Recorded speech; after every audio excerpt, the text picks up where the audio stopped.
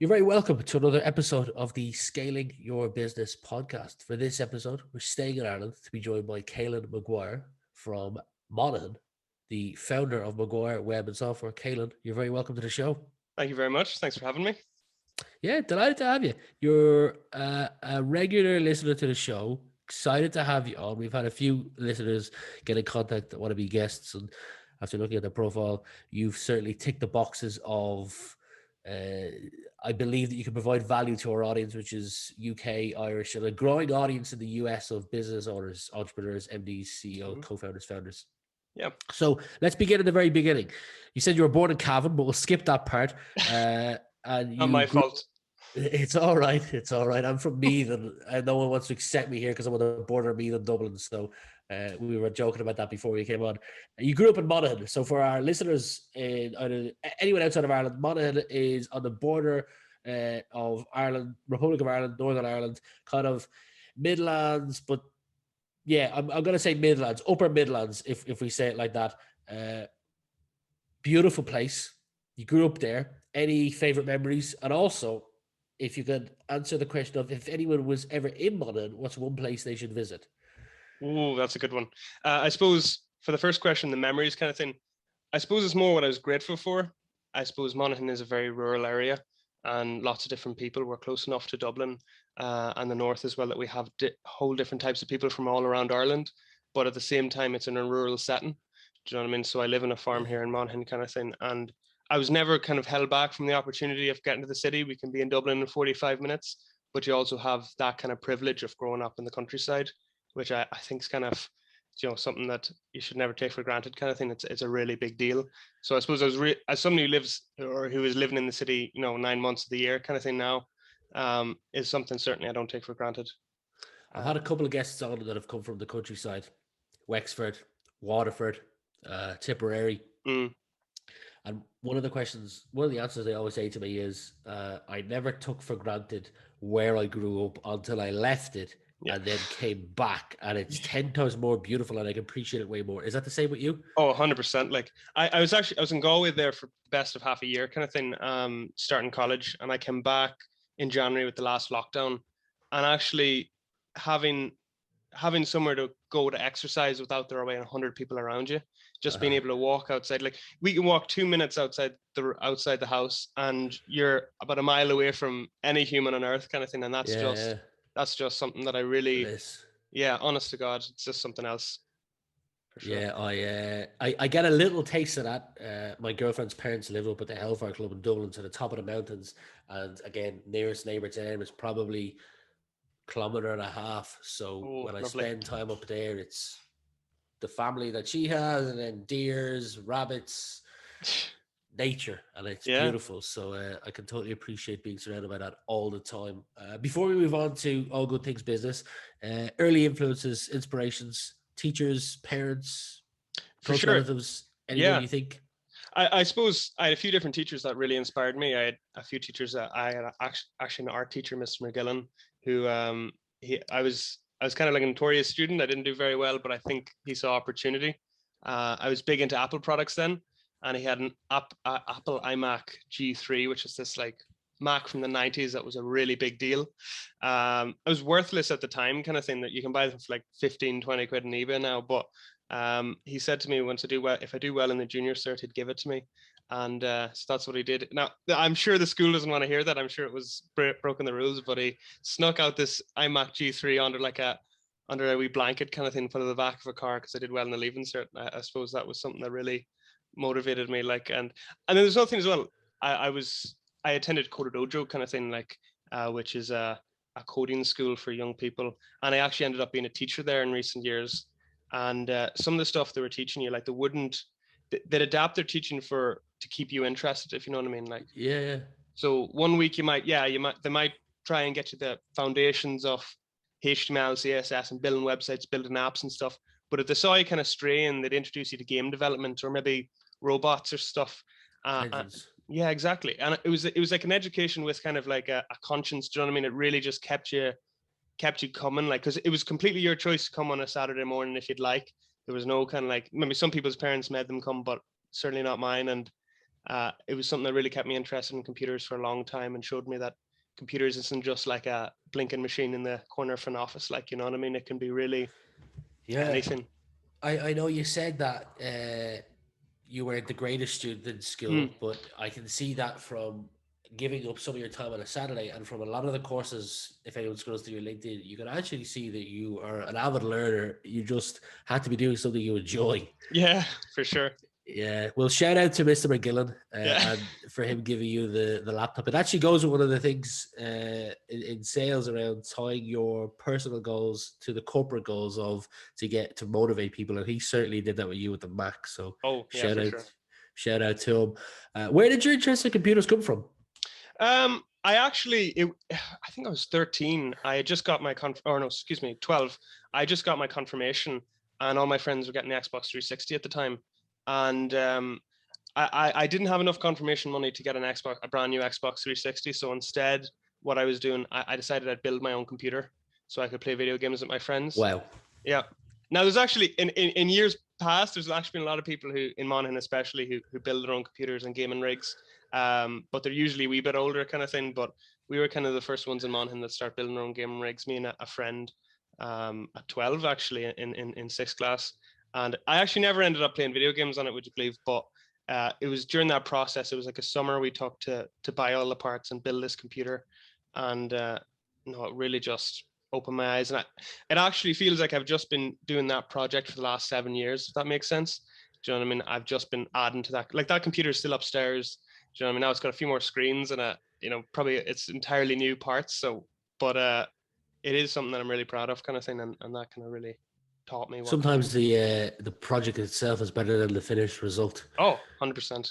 Yeah. And I can tell even from the seat that you're sitting on that you're big into your computers. Yeah.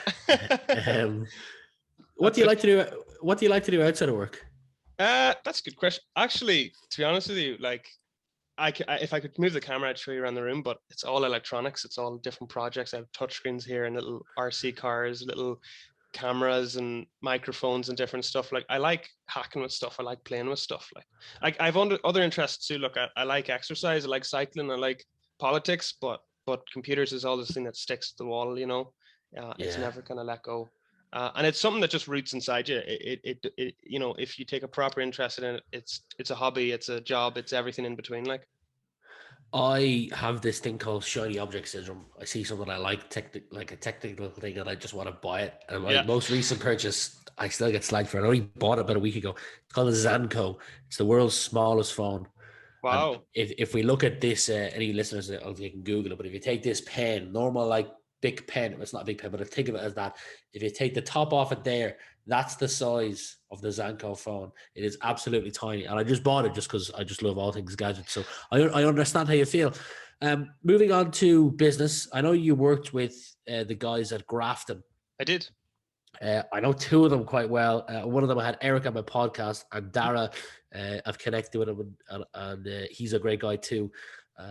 What was working with them like? Did working as part of the team teach you anything, teach you any lessons about going out by yourself? For sure.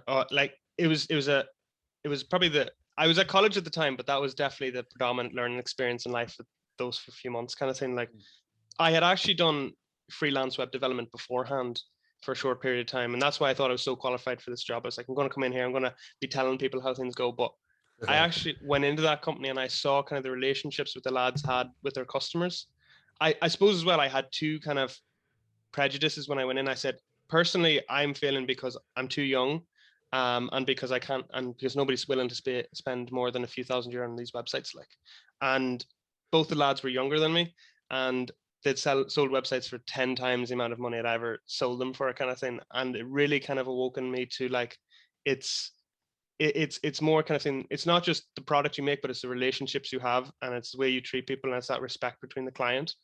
And that really kind of just you remind me of when I was younger.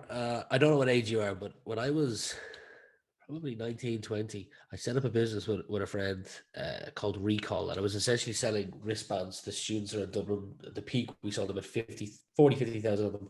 And it would give people like entry at the clubs, like they went to Leisureplex, they got an extra free round of bowling, tons of things. It had 4 areas, I can't remember them now. We had McGregor as Wow. one of the people who was on the poster for us. Now, this is before he's major famous. But I remember calling on McDonald's and a couple of other places, and outside of work, you'd get a ton of praise from people. And a lot of the comments were, I can't believe you've done this at such a young age. And for me, looking back years later, now being 28, it almost felt like I couldn't afford to stop Mm, doing what I was doing because I loved that, let's say what it is, attention so much that I felt like it was almost leading me to burnout. That I was like, had done a significant amount at such a young age, and I don't know if that's a similar feeling because when I look at your history on LinkedIn, you've achieved quite a bit at still a young age. mm. Is that a thing you can relate to, or a factor that comes into play?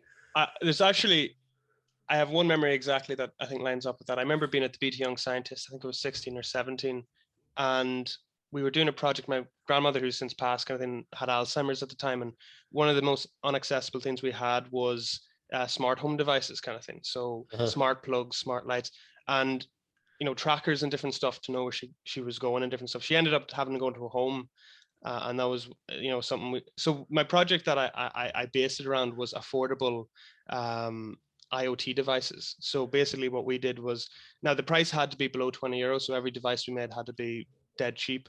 But we programmed a small device that would turn lights on and off, for example, and connect up to an app.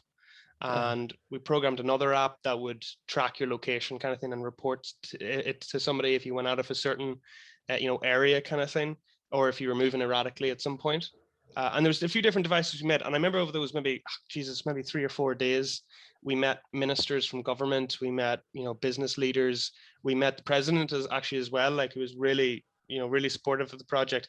And I remember one day, probably the last day actually, we had a lad from, I think it was Rehab Ireland, who actually came up and was interested in the project and said, we'd love to kind of take you on our team, kind of thing. And another person from Google.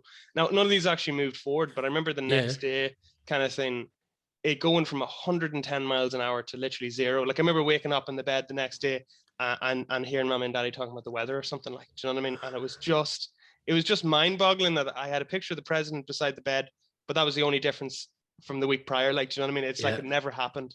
I didn't have LinkedIn at the time. I didn't have all these things, so I didn't make all these connections. But it actually was a real kind of like shock to me, kind of thing. And that's, I suppose, I worked in a company called Commulift a few years later, and have been really striving to get things going again, working with lads in Grafton, working on my own projects, kind of thing. I suppose it's now, I think up until this point, I'm kind of at that level again. I'm at that level where I have so many connections and I'm linking up with lots of different businesses. But I think that's when I think I'm in searching Yeah. perpetually. Like, do you know No, what I mean?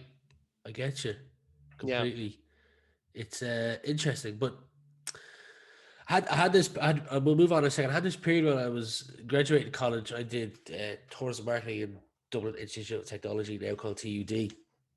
And when I left, I didn't really know what I wanted to do. And I worked in an organization for maybe 8, 9 months, and then I disappeared and moved to Australia for a year. But I had this kind of initial fear of moving to Australia because I'd be kind of forgotten about in that world. And rightly so, who cares about me in that world? Because I'm a tiny small fish in an incredibly large pond. But it was just as easy when I came back a year later to get straight back into that world. Mm, People remember your name and who you were, but as long as you put in the work and get the results, like what I'm saying is whether you're 28, 38, 48, it doesn't really make a difference. You can make an impact as long as you're willing to put in the work. And yeah.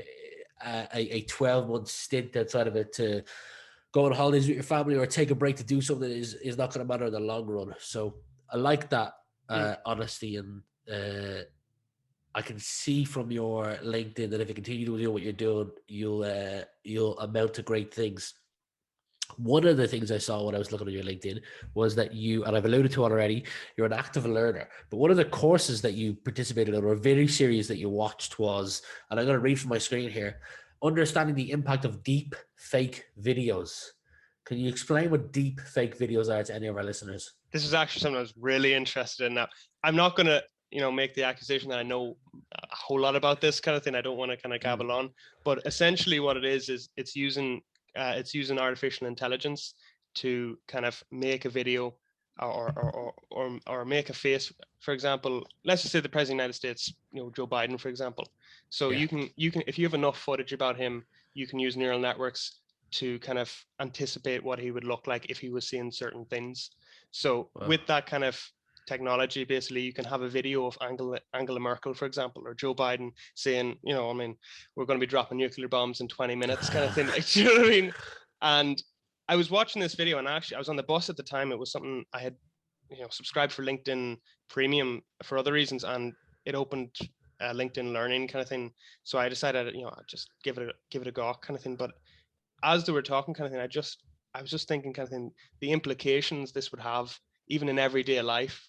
Do you know what I mean? Of you not knowing if this video that looks completely real is real or not. Yeah. Do you know what I mean? Absolutely. Not just in the political leaders, but in, radio commentators, local leaders.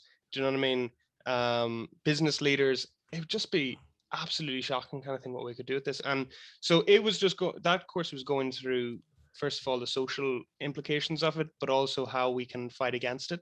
So, for example, regulating social media companies, or at least having them, so having like an audio in the background that the human ear can't hear, but a computer could analyze. And if that audio is not there, then that video is not real, kind of thing, if you understand what I mean. Gotcha. So there like was white noise. Yeah. Exactly. Yeah, exactly. And it was just this amazing thing to think of, kind of thing, as social networks. Because I programmed a very basic social network when I was young. I was just, it never launched, by the way, but I remember thinking, like, 13-year-olds can build websites and social media websites and apps and have that launch in the weekend. And social media websites are popping up all the time. And these deep fakes, we won't have enough time to regulate individual companies, kind of thing, to say, oh, well, you know what I mean, you can't be showing deepfake videos as if they're similar to, you can't be showing deepfake videos right beside real news. Do you know what I mean?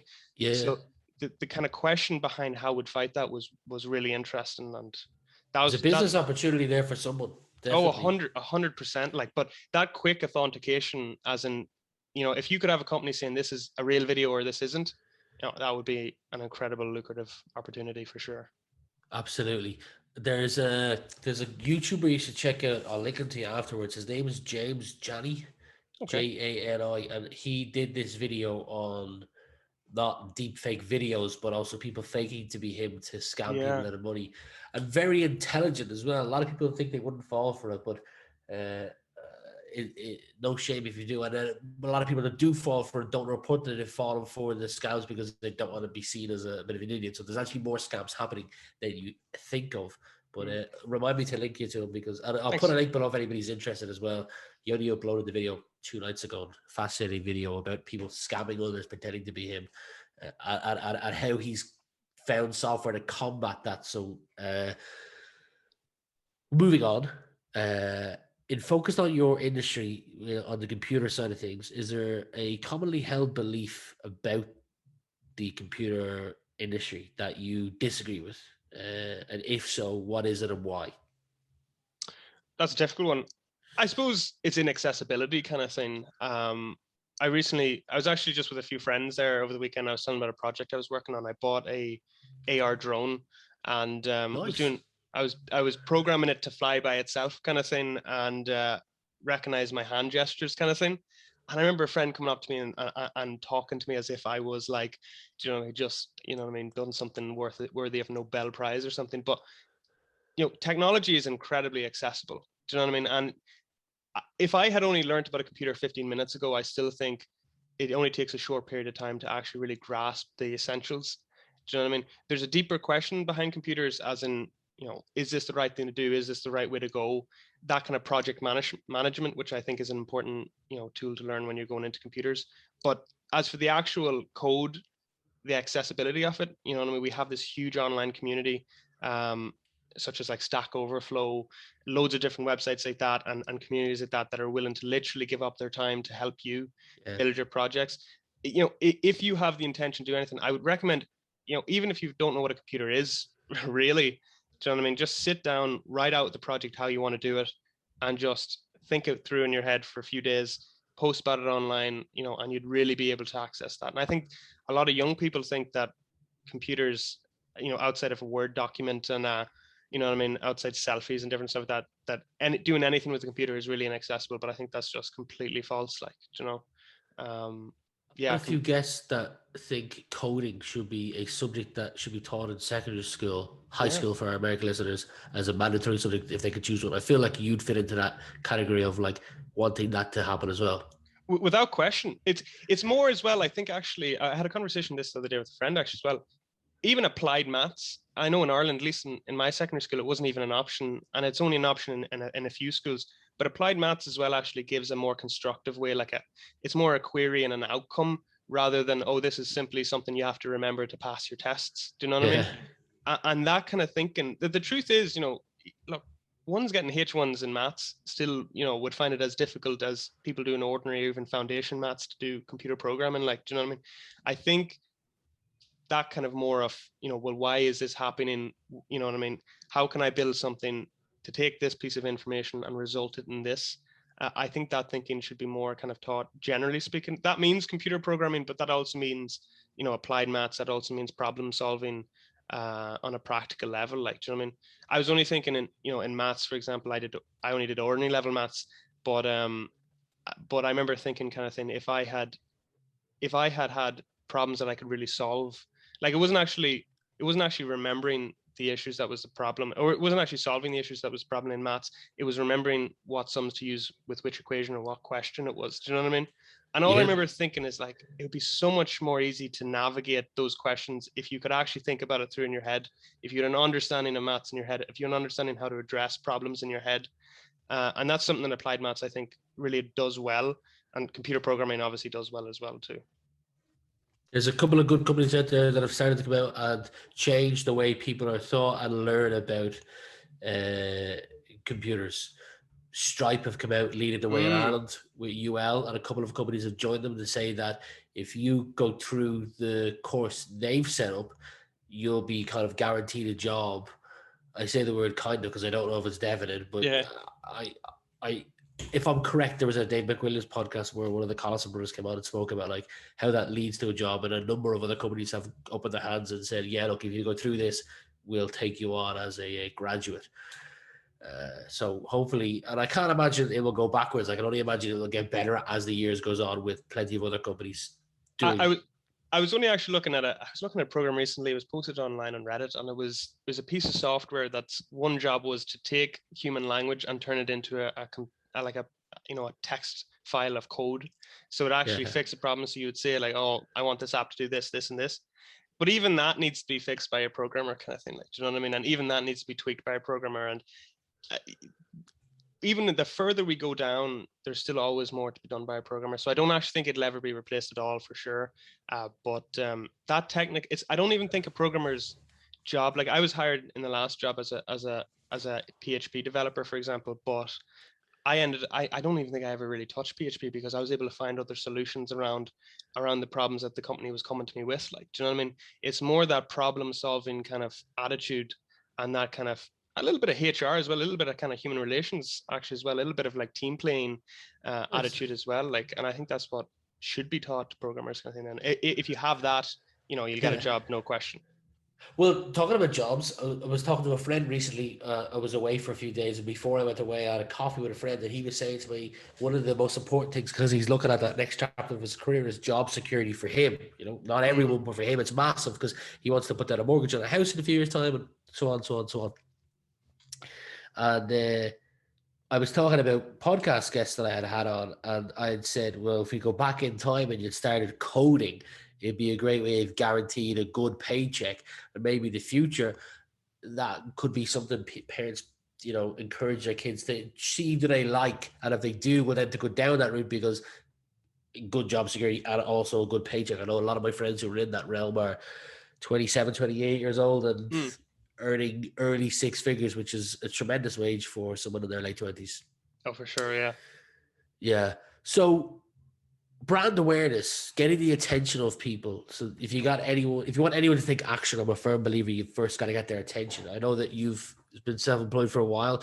How do you go about raising awareness of what you do with people? Do you identify a small list of potential target prospects and then target them with calls, messages? Do you do social advertising? Do you do speaking on podcasts to raise awareness? Combination of all three? Hmm. Anything else you can add to, but how do you raise awareness so you can get the attention to then get someone to take action? That action being Yeah. becoming a client. Look, we have the kind of traditional routes as well. We call people, we email people, we have a website, we have all that kind of thing. Of But course. I actually, and we have a CRM and different stuff like that. But I actually think the best way kind of thing is directly talking to a client about what they're doing right and what they're doing wrong kind of thing. And if they go about their strategy right, what could be the results of that? Like, do you know what I mean? Like, I was talking with a client recently and about their e-commerce website, and they were kind of talking. They had put an awful lot of money into their website. They were making money back, but they weren't getting the results that they really liked. I remember just talking to them, kind of thing, saying, "Your e-commerce website right now." I'm not going to say what products they sold, but let's just say they were selling expensive chairs. Do you know what I mean? Like, if you go into a business right now,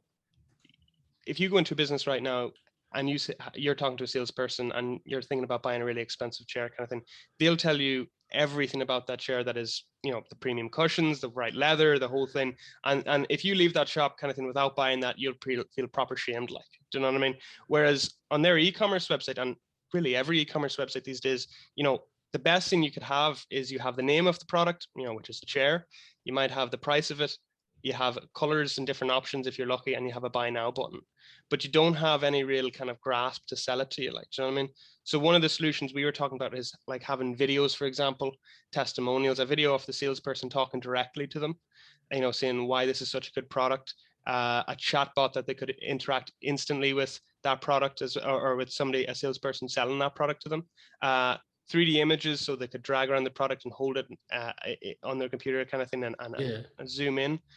And that was something that they were really awakening to, and that's something that I really get attention from. Like, I think in my business, I think you can sell apps, you can sell websites, but really what I want to do is sell solutions kind of thing as well. Do you know what I mean? And sell kind of another way at looking at things, because computers and software development really offers that opportunity to kind of offer something more custom. And I think that is more lucrative for the company that's doing it, like us. But I think it's also more impactful to the business you actually provide that to, like, do you know? It sounds like the product you're selling is the app, the website, but the solution you're offering is increased bottom line revenue. Mm. Oh, for sure. Well, that's the goal anytime kind of thing. But it could be, increased revenue, but it could also be kind of thing, more interaction with your company, like, you know what I mean, more loyalty, more different, more this, more Yeah, that, like. retention. Oh, 100%. A lot of the web development and app development companies that we've worked with, and this isn't to say anything bad about this because they're lucrative in their own right kind of thing, but they develop e-commerce solutions or whatever solution for the client they were looking at with the same tools that their opponents would, do you know what I mean, or with their competitors would. But I think actually, offering that bit of custom kind of approach where you can say, well, actually, we're going to put in an extra 6 hours, we're going to put in an extra 2 weeks, you know what I mean, we're going to have this whole custom functionality that may work or may not. I think people really listen to, and people really, from that, if that's successful, because you're taking a risk there, you might not be able to deliver that, but if you do deliver it, you'll just get, unwarranted loyalty to you and your company and your brand. I'll leave a link to your company website below, but Mm-hmm. you've not built all websites out there in the world. So, out of the websites that you haven't built, is there anything that you see as a common trend? I know you've alluded to testimonials, but a common trend that you think people leave off their site that if they weren't to leave off, they'd be in a better place? Yeah, geez, that's a good question. I suppose a section where it's more dynamic. That could mean 100 different things, by the way. That could mean, for some companies, a really interactive blog. For other companies, that could mean testimonials. For other companies, that could mean a feature that really links to clients and is in the here and the now. One thing we're looking at now is actually AR. There's a solution for an app we're developing for a company that is developed, it's working, they're happy with it, but we said we're going to go test this functionality for you. If it works, we'll add it to your application kind of thing. If you like it, do you know what I mean, we'll add it to every item in your products kind of thing. But we were looking kind of thing at taking 3D models of this particular product and having the client be able to open it on their phone and actually look at it as if what it would look like in the real world to scale. And that kind of extra kind of functionality and that extra kind of personality, I think really kind of hits home. Now, that's why some e-commerce, like you look at some e-commerce websites as well that brand their website around their product as well. Like, so, my girlfriend was looking into starting a company recently where she was selling kind of like health products kind of thing. And so the designs we were looking at weren't the kind of default WordPress templates, which other people were talking about quoting for her kind of thing. We were looking at kind of fancy graphics to like really show the product. We were looking at animations. We were looking at an illustrator in to demo each product and to really build the website around that product rather than it being more than a portal that you can just access and you can purchase these products from. Like, you know what I mean? I think that personality. Now, I recognize that answer kind of thing could mean 100 million different things, but that kind of hook, that real personality thing, I think is definitely missing. Stand out a bit amongst the crowd. Yeah, I get you. Are there any, I'm going to use the word tricks, but probably the wrong word. I asked this question earlier on and I haven't come up with a new word since. Are there any, I'm going to use the word tricks that you've discovered to keep you focused and productive in your day-to-day schedule, particularly on busy days, whether it might be writing down your to-do list the night before, getting up an hour earlier, or going to bed an hour earlier so that you can get your proper 8 to 9 hours sleep. Yeah, and that's that makes a massive impact. I suppose, we had a good relationship with the company here in Monaghan kind of thing. We don't have offices at the minute because of COVID kind of thing. We have a few people that are hired kind of thing, for one-off projects, but not per hour. So we're still really in the early days kind of thing, but we kind of connected with a company, an IT company here in Monaghan, and we said, we'll hold some of your IT solutions for your websites and different stuff. We'll allow you to open up to that market. We'll host websites for you. And for that kind of thing, could we have some office space kind of thing? So we actually have a small office space in Monaghan kind of thing that we can use. Nice. And we have a 3D printer in there. We have different things. So being able to like, one thing I learned from COVID was that I cannot work at home. I can't work in the same place that I relax. Do you know what I mean? We have a lovely office here as well, but I just can't work where I can relax kind of thing. So having to get up, having to put the shirt on, having to look presentable, and going into the office, I think it's the most simple solution, but it's also, I still think, the most practical, the best. Like, do you know? Yeah, I was driven mental the first couple of months because I was working from my apartment, and there's an office about a 15-minute walk from where I live. I'm in it right now. Upstairs, a proper studio. Downstairs, it's just an apartment converted into 3 office spaces. Downstairs, you'll see I've got a whiteboard up and some lights and a desk, and it made all the difference in the world just to separate and work from home. Because now when I go home this evening, I can turn off from work and actually enjoy and watch Tonight Is the Euros. Yes, yeah. And I then, actually, come I back. I actually think as well, like, I'm somebody who had worked at 3 o'clock. If I had a deadline for midnight and I was working to midnight and I knew they wanted it done by then, I would work honestly, and I have done even recently, the entire night to get that done if it took the case. Like, but I actually think that's probably for kind of like productivity kind of thing, that's the worst possible thing you can do. Like, is have your work hours like loop on to the next day, because you will have stuff to do that next day that will not get done. And most of the time as well, you won't even get the original thing done properly or done to the level you wanted to. And if you're honest with your clients kind of thing and said, look, this will be done a day or two from now kind of thing, and really set realistic deadlines, I think that's incredibly important. That's something I still have to learn a lot from as well, personally. I couldn't agree more. Great that you can recognize that at an early age. And I'm sure you're not also equally looking at the laptop screen to see when it hits 5:01, so you can turn off. Like, there's a balance between crazy hours and shutting down as soon as it hits 5:01. I know in my early days of my relationship with my girlfriend, we had a few arguments over like me just never switching off. We went away to Turkey for 2 weeks, and throughout those 2 weeks I didn't switch off once. So but finding that balance is definitely key. 2 more questions for you, Caleb. All your loved ones are safe, but your house is burning down and you can only save one item. What one item is that going to be? Oh, that's a hard one. Jesus, that's a good one. I suppose a 3D printer or something. I have a 3D printer and I have a computer. Well, I suppose as long as the dog's okay as well. That's the first go-to. Yeah. What have you made with a 3D printer? That's pretty cool. Yeah. Well, to be honest, I haven't got a whole lot, but I had a printer there for a year or two, and it was barely used until the first few months of COVID. And we were invited into, I was working in CombiLift at the time, and one of the projects we were working on was called Combi Ventilate.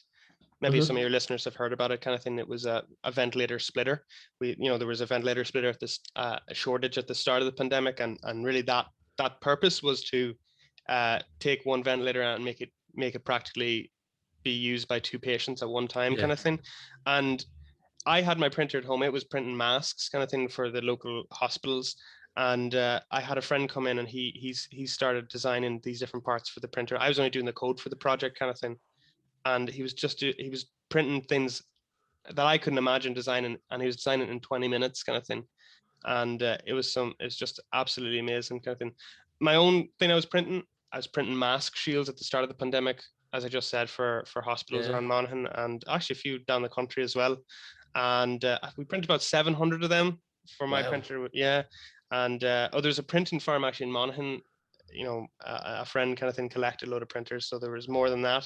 But my printer printed about 700, and since then I've been printing kind of bits and bobs of everything. My mother is big into elephants, which is weird, kind of thing, because she's never seen them. So I've been printing a few of them for her as well, like at a few different jewelry holders. But I intend to actually start learning CAD properly.